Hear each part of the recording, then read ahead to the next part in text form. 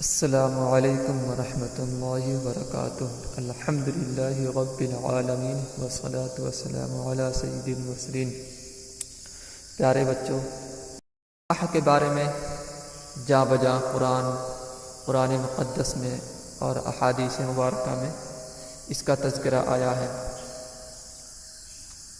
اللہ رب العزت ایک جگہ ارشاد فرماتا ہے، فَانْكِحُوا مَا طَابَ لَكُم مِّنَ النِّسَاءِ مَثْنَىٰ وَثُلَاثَ وَرُبَاعَ، تو نکاح کرو جو عورتیں تمہیں اچھی لگیں ان سے دو دو تین تین چار چار، یعنی چار تک آپ نکاح کر سکتے ہیں۔ اگر استطاعت ہے تو عدل و انصاف کر سکتے ہیں تو فَإِنْ خِفْتُمْ أَلَّا تَعْدِلُوا فَوَاحِدَةً، اور اگر تمہیں اندیشہ ہو کہ عدل نہ کر سکو گے، انصاف سے کام نہ لے سکو گے، فَوَاحِدَةً، تو ایک ہی سے کرنا۔ ہاں، زیادہ سے کب کر سکتے ہیں؟ جب کہ ہمارے اندر وہ ایبلٹی ہے، اہلیت ہے، قابلیت ہے کہ ہم دو عورتوں کے ساتھ انصاف کے ساتھ برتاؤ کر سکتے ہیں، میانہ روی کے ساتھ سلوک کر سکتے ہیں، برتاؤ کر سکتے ہیں، تو ہی ہم ایک سے زیادہ نکاح کر سکتے ہیں۔ اور پھر اس کے علاوہ آپ دیکھیں گے کہ یہ جو جوڑا ہے، میاں بیوی کا جوڑا ہے، اس کو اللہ رب العزت نے اپنی نشانی بیان فرمایا ہے۔ جس طرح کہ اللہ رب العزت کی بہت ساری نشانیاں ہیں، یہ زمین ہے، آسمان ہے، چاند، سورج، ہوا، پانی، یہ سب اللہ رب العزت کی نشانیوں میں سے ہے۔ اسی طرح ایک نشانی یہ بھی ہے کہ اللہ رب العزت نے مرد کے لیے عورت یعنی جوڑا بنایا۔ فرماتا ہے وَمِنْ آیَاتِهِ أَنْ خَلَقَ لَكُم مِّنْ أَنفُسِكُمْ أَزْوَاجًا، اس کی نشانیوں میں سے یہ بھی ہے، اللہ رب العزت کی نشانیوں میں سے یہ ہے کہ اللہ رب العزت نے تمہارے لیے تمہاری نفس ہی سے جوڑا بنایا، ازواجا، جوڑا بنایا۔ کیوں بنایا؟ لِتَسْكُنُوا إِلَيْهَا، تاکہ تم اس سے سکون حاصل کرو۔ اللہ رب العزت نے یہ جو جوڑا بنایا ہے، مرد اور عورت کا جوڑا بنایا ہے، تاکہ ایک دوسرے کو سکون مل سکے۔ لِتَسْكُنُوا إِلَيْهَا، تاکہ تم اس سے سکون حاصل کرو، اطمینان حاصل کرو، اپنے دل کو اس کے ذریعے سے اطمینان بخشو۔ اس لیے اللہ رب العزت نے جوڑا بنایا ہے۔ اور پھر حدیث مبارکہ میں آپ دیکھیں تو احادیث میں بھی جا بجا نکاح کا تذکرہ آیا ہے۔ ایک جگہ پر نبی کریم صلی اللہ علیہ وسلم ارشاد فرماتے ہیں، النکاح من سنتی فمن رغب عن سنتی فلیس منی، نکاح میری سنت ہے، فمن رغب عن سنتی فلیس منی، جو میری سنت سے اعراض کیا فلیس منی، تو مجھ سے نہیں ہے۔ ایک اور جگہ پر ارشاد ہے کہ جو نکاح کر لیتا ہے تو اس کا نصف دین کمپلیٹ ہو جاتا ہے، بقیہ نصف دین میں اسے غور و فکر کرنا چاہیے۔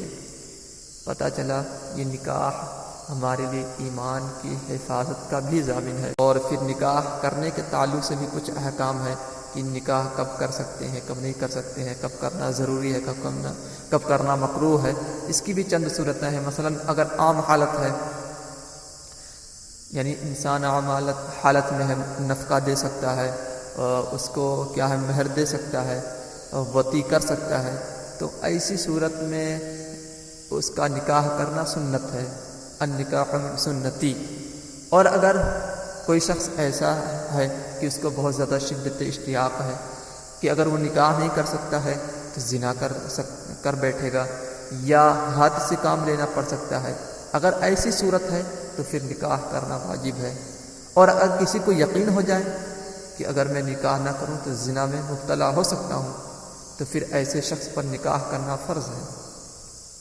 اور اگر کوئی شخص ایسا ہے جو نفقہ دینے کی طاقت نہیں رکھتا ہے، جو وطی پر قادر نہیں ہے، تو ایسے شخص کا نکاح کرنا مکروہ ہے۔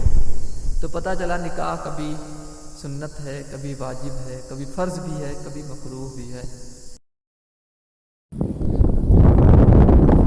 کتاب دیکھیے، کتاب النکاح۔ سب سے پہلے نکاح کی تعریف کر رہے ہیں، اس کے بعد اس کی مزید وضاحت کریں گے۔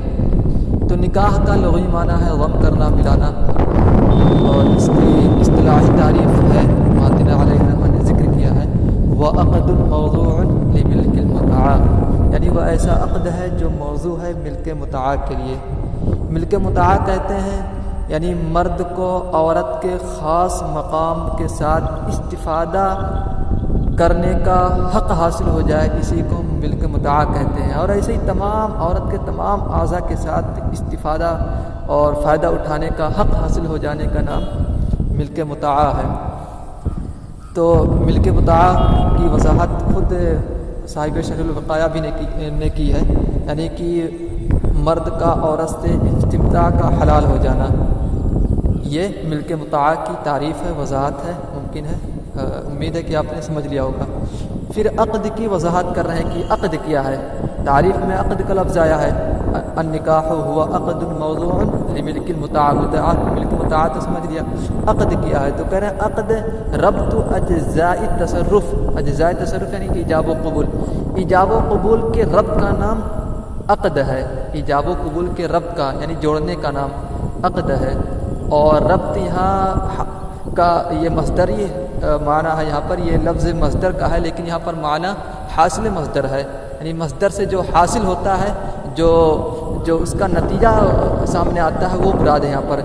تو یہاں ہو جائے گا ارتباط، جیسے بولتے ہیں نا دو لوگوں کو جمع کرنے سے پھر کیا ہوا، دو لوگوں کا اجتماع ہو گیا۔ تو یہاں بھی ایجاب و قبول کے ربط سے مراد یہاں پر ایجاب و قبول کا ارتباط۔ تو کہہ رہے ہیں عقد کیسے کہتے ہیں، ایجاب و قبول کے ارتباط کو عقد کہتے ہیں۔ تو پھر ساتھ میں وضاحت کر رہے ہیں کہ ارتباط کا نام صرف عقد نہیں ہے، بلکہ ارتباط اور ایجاب و قبول ان تینوں کے مجموعے کا نام عقد ہے۔ کوئی یہ نہ سمجھے کہ صرف اور صرف اسی ارتباط کا نام عقد ہے، کوئی یہ بھی نہ سمجھے کہ صرف ایجاب و قبول کا نام عقد ہے، بلکہ تینوں کے مجموعے کا نام عقد ہے۔ اور دلیل بھی دے رہے ہیں صاحب کتاب، اس پر مزید وضاحت کر رہے ہیں، دلیل دے رہے ہیں کہ یقیناً ایجاب و قبول بھی عقد میں شامل ہے، وہ الگ سے نہیں ہے، اس لیے کہ یہ بات متحقق ہے، مسلم ہے کہ ایجاب و قبول ارکان نکاح سے ہے، ایجاب و قبول ارکان نکاح سے ہے، اور جو چیز رکن ہوتی ہے وہ شے میں داخل ہوتی ہے۔ مثال کے طور پر نماز کے کچھ شرائط بھی ہوتے ہیں، کچھ ارکان ہوتے ہیں، تو شرائط نماز جیسے طہارت، وضو وغیرہ یہ نماز سے باہر ہے، لیکن ارکان نماز جیسے قیام، قرات، رکوع، سجود یہ ارکان نماز ہیں۔ تو ارکان نماز کیا نماز کے اندر پائی جا رہی ہے، ساری چیزیں رکن جو ہے نماز کے اندر پائی جا رہی ہیں۔ اسی طرح ایجاب و قبول بھی کہہ رہے ہیں نکاح کے عقد کے ارکان ہیں، جب عقد کے ارکان ہیں تو یہ عقد سے باہر نہیں پائی جائیں گی یہ چیزیں، اس لیے کہ شرائط تو باہر پائے جا سکتے ہیں لیکن ارکان باہر نہیں پائے جاتے ہیں بلکہ اندر ہی پائے جاتے ہیں۔ تو عقد کے ارکان ایجاب و قبول ہے تو عقد ہی میں ایجاب و قبول پائے جائیں گے، وہ الگ سے نہیں پائے جائیں گے۔ تو پتہ چلا ایجاب و قبول عقد میں شامل ہے، جب عقد میں شامل ہے تو عقد کہیں گے ایجاب و قبول اور ارتباط ان دونوں کے مجموعے کو، ایسا نہیں ہو سکتا ہے کہ صرف اور صرف ارتباط کا نام عقد رکھ دیا جائے۔ کتاب النکاح و عقد موضوع لملک المتاع، آپ حضرات بھی عبارت دیکھیں گے تو بہتر ہوگا۔ تو نکاح کیا ہے، وہ ایسا عقد ہے جو ملک متاع کے لیے وضع کیا گیا ہو۔ ای حل استمتاع الرجل من المرأة، یعنی مرد کا عورت سے استمتاع کا حلال ہونا، یہ ملک متاع کی تعریف ہے، یعنی کہ عورت سے استفادہ کرنے کا حق حاصل ہو جائے، اسی کا نام ملک متاع ہے۔ فالعقد هو ربط اجزاء التصرف ای الایجاب والقبول شرعا، تو عقد نام ہے اجزاء تصرف کے ربط کا، اجزاء تصرف یعنی ایجاب و قبول کے ربط کا شرعا، لیکن ہنا ارید بالعقد الحاصل بالمصدر، لیکن یہاں عقد سے مراد وہ عقد ہے جو حاصل مصدر ہو، یعنی ارتباط، وہ ارتباط، اور یہ ارتباط مراد ہے یہاں پر۔ لیکن النکاح والایجاب والقبول مع ذلك الارتباط، لیکن نکاح کیا ہے، ایجاب و قبول اس ارتباط کے ساتھ نام ہے، یعنی نکاح کہیں گے ایجاب و قبول کو ارتباط کے ساتھ، صرف اور صرف ارتباط کا نام نکاح نہیں دے سکتے ہیں، یعنی ساتھ ساتھ میں ایجاب و قبول بھی ہے۔ اب اسی کی وضاحت کر رہے ہیں، دلیل دے رہے ہیں اور بات میں پختگی پیدا کر رہے ہیں کہ کیسے ایجاب و قبول بھی شامل ہے اس میں، حالانکہ صرف ارتباط کا نام ہونا چاہیے نکاح، لیکن کہتے نہیں ایجاب و قبول بھی اسی میں ہے، تو وہی وضاحت کر رہے ہیں۔ انما قلنا هذا لان الشرع يعتبر الايجاب والقبول ارکان عقد النکاح، اور یہی وجہ ہے کہ ہم نے کہا اس لیے کہ شرع ایجاب و قبول کا اعتبار کرتی ہے عقد نکاح کے ارکان میں سے، یعنی کہ ایجاب و قبول کو عقد نکاح کے ارکان سے مانتی ہے شرع، یعنی شرع میں یہ بات معتبر ہے کہ ایجاب و قبول ارکان نکاح سے ہے۔ جب ارکان نکاح سے ہے تو رکن شے کے اندر پائی جاتی ہے، شے کے باہر پائی نہیں جاتی ہے، جیسے کہ شرائط شے کے باہر پائے جاتے ہیں۔ لا امورا خارجیا کالشرائط ونحوها، نہ کہ امور خارجیہ ہیں، یعنی کہ جیسے شرائط ہوتے ہیں، امور خارجیہ ہوتے ہیں، باہر پائے۔ تو پھر مصنف علیہ الرحمہ بیان فرما رہے ہیں کہ یہ نکاح بیع کی طرح ہو گیا۔ ہم نے پہلے ہی بتایا تھا کہ مصنف علیہ الرحمہ نے اور بھی کتابیں لکھی ہے۔ ایک کتاب کا تذکرہ کیا تھا ہم نے کہ اصول فقہ میں بھی آپ نے ایک کتاب لکھی تھی جس کا نام توضیح۔ پہلے آپ نے تنقیح لکھی تھی، پھر اس کی شرح آپ نے توضیح لکھی، پھر اس توضیح کی شرح علامہ سعد الدین تفتازانی علیہ الرحمہ نے تلویح کے نام سے لکھی ہے۔ تو مصنف علیہ الرحمہ فرماتے ہیں کہ تنقیح کی شرح یعنی توضیح میں ہم نے اس بات کی وضاحت کی ہے۔ پہلے ان کی پوری بات سمجھنے کے لیے ایک چیز پہلے سمجھ لیں، ایک بات سمجھ لیں، پھر تاکہ آگے کی بات ہمارے لیے واضح ہو جائے۔ ایک ہوتا ہے حسی وجود، ایک ہوتا ہے حسی وجود کے ساتھ شرعی وجود، دو چیزیں ہو گئی۔ ایک ہوتا ہے حسی وجود اور ایک ہوتا ہے شرعی وجود کے ساتھ حسی وجود کے ساتھ شرعی وجود۔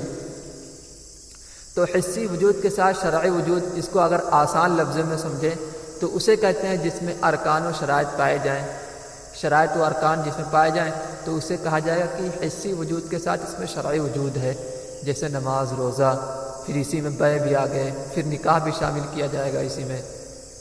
اور جس کا صرف حسی وجود ہو، شرعی وجود نہ ہو، جیسے زنا اور پینا، شراب پینا، پھر کھانا، یہ ساری چیزیں کیا ہے، اس میں حسی وجود ہے۔ حالانکہ دوسرے اعتبار سے شرعی وجود بھی ہے، اس میں بہت مزید تفصیلات ہیں، تفصیلات میں نہ پڑھ کر اتنا آپ کے لیے ابھی جاننا ضروری ہے، بس اتنا سمجھ لیں تاکہ آگے کی بات آپ کے لیے واضح ہو جائے، کھل جائے۔ اور اگر اس کی تفصیلات آپ چاہتے ہیں تو ہم سے پرسنل رابطہ کر سکتے ہیں۔ تو خیر، جس میں ارکان و شرائط پائے جائیں وہ حسی وجود کے ساتھ شرعی وجود ہوگا اس کا، اور جو اس کے برخلاف ہو تو اس کا وہ جو صرف حسی وجود ہوگا۔ تب دیکھیے، اب بیع کے تعلق سے فرماتے ہیں، توضیح میں مذکور ہے کہ بیع میں ایجاب و قبول ہوتا ہے۔ بیع کسی چیز کو خریدنے کے لیے بھی یہی ہوتا ہے، میں نے بیچا، سامنے والا بولتا ہے میں نے خریدا، تو یہ بیع میں بھی ایجاب و قبول ہوتا ہے۔ تو یہ ایجاب و قبول یہ حسی وجود ہے، ایجاب و قبول حسن پایا جا رہا ہے۔ اور جب ایجاب و قبول ہو جائیں گے تو اس میں ایک شرعی وجود بھی ہوگا۔ شرعی وجود یہ کہ ایجاب و قبول کے ذریعے خریدار کی ملکیت مبی پر، یعنی جو چیز خریدی جا رہی ہے اس پر خریدار کی، مشتری کی ملکیت ثابت ہو جائے گی۔ تو ملک مشتری یعنی جو مشتری کی ملکیت ثابت ہوگی، یہ ہوا شرعی وجود۔ تو دیکھو یہاں پر دونوں چیزیں پالی گئی حسی وجود کے ساتھ، یعنی ایجاب و قبول حسی وجود ہوئے، پھر اس میں شرعی وجود بھی ہے، یعنی شرعی حکم بھی ہے کہ ایجاب و قبول جب ہوگا تو ایک شرعی حکم بھی ثابت ہوگا، یعنی کہ وہ جس چیز پر ایجاب و قبول ہو رہا ہے، یعنی جس چیز کو بیچی جا رہی ہے وہ چیز کیا ہے، مشتری کی ملکیت میں چلی جائے گی، مشتری کی ملکیت ثابت ہو جائے گی اس پر۔ تو یہاں پر حسی وجود کے ساتھ شرعی وجود پا لیا گیا۔ تو اب فرماتے ہیں کہ بیع میں صرف بیع اس ارتباط کو نہیں کہتے ہیں، اس صرف شرعی وجود کو بیع نہیں کہتے ہیں، اس ارتباط شرعی کو صرف اور صرف بیع نہیں کہتے ہیں، بلکہ ایجاب و قبول اور اس ارتباط شرعی کے مجموعے کو بیع کہتے ہیں۔ یہ بات مسلم ہے۔ جب یہ بات مسلم ہے کہ ایجاب و قبول اور اس ارتباط شرعی کو بیع کہتے ہیں تو بیع کی طرح نکاح بھی ہے۔ تو واضح ہوا، پتہ چلا کہ نکاح میں بھی ایجاب و قبول اور ارتباط، جو شرعی ارتباط ہے، ایجاب و قبول سے جو انعقاد نکاح پایا جا رہا ہے، جو ارتباط شرعی پائی جا رہی ہے، ان تینوں کے مجموعے کو نکاح کہیں گے۔ تو خلاصہ یہ نکلا نکاح کہتے ہیں ایجاب و قبول اور ارتباط شرعی کے مجموعے کو، اور ایجاب و قبول آلہ نہیں ہے، ذریعہ نہیں ہے، خارجی شے نہیں ہے، جیسا کہ بعض لوگوں نے توہم کیا ہے، وہم کیا، گمان کیا۔ تو اب عبارت دیکھیے، وقد ذکرت فی شرح التنقیح فی فصل النحو، ہم نے تنقیح کی شرح یعنی توضیح میں فصل نحو میں یہ بات ذکر کی ہے، کل بیع کہ یہ بیع کی طرح ہے، بیع کے مثل ہے۔ فإن الشرع يحكم بأن الإيجاب والقبول الموجودين حسا يرتبطان ارتباطا حكميا، اس لیے کہ شرع کا حکم ہے کہ حسی طور پر پائے جانے والے ایجاب و قبول میں ایک حکمی ارتباط ہوتا ہے۔ فيحصل معنى شرعي، جس سے کیا ایک شرعی معنی، شرعی مفہوم حاصل ہوتا ہے، یعنی کہ بتانا چاہتے ہیں کہ ایجاب و قبول کے ساتھ یہ حسی شے ہے، پھر اس حسی شے کے ساتھ، حسی وجود کے ساتھ شرعی وجود بھی ہوتا ہے، جس کو ہم نے بتایا کہ ایک چیز کیا ہے جس میں صرف حسی وجود ہو، جیسے شراب وغیرہ پینا اور اس کے علاوہ زنا وغیرہ، اور ایک چیز ایسی ہے کہ جس میں حسی وجود کے ساتھ شرعی وجود ہوتا ہے۔ تو دیکھو ایجاب و قبول کیا ہے، ایک حسی وجود ہے، پھر اس کے ساتھ ایک شرعی حکم بھی پایا جا رہا ہے، شرعی وجود بھی ہے، وہ کیا ہے، ارتباط شرعی ہے۔ وہ ارتباط شرعی اور معنی شرعی کیا ہے اس کی بھی وضاحت کر رہے ہیں۔ یکون ملک المشتری اثرا لہو، مشتری کا ملک یعنی خریدار کی ملکیت اس کا اثر ہے، یعنی کہ جب ایجاب و قبول پائے جائیں گے، ارتباط شرعی پائی جائے گی، تو وہ ارتباط شرعی اور مفہوم شرعی یہ ہے کہ مشتری کی ملکیت کا ثبوت، یعنی مشتری کی ملکیت اس مبیع پر، اس شے پر جو چیز خریدی جا رہی ہے اس پر ملکیت اس کی ثابت ہو جائے گی، یہی کیا ارتباط شرعی ہے، معنی شرعی ہے۔ فذلک المعنی هو البیع، تو یہی معنی ہے بیع کا، یہی مفہوم بیع کا ہے، یعنی اس میں ایجاب و قبول بھی پائے جائیں گے اور پھر اس کے ساتھ ایک شرعی حکم بھی پایا جائے گا، یعنی حسی وجود کے ساتھ شرعی وجود بھی ہوگا۔ پھر دیکھیے، فالمراد بذلك المعنى المجموع المرکب من الایجاب والقبول مع ذلك الارتباط الشرعی، اور اس معنی سے مراد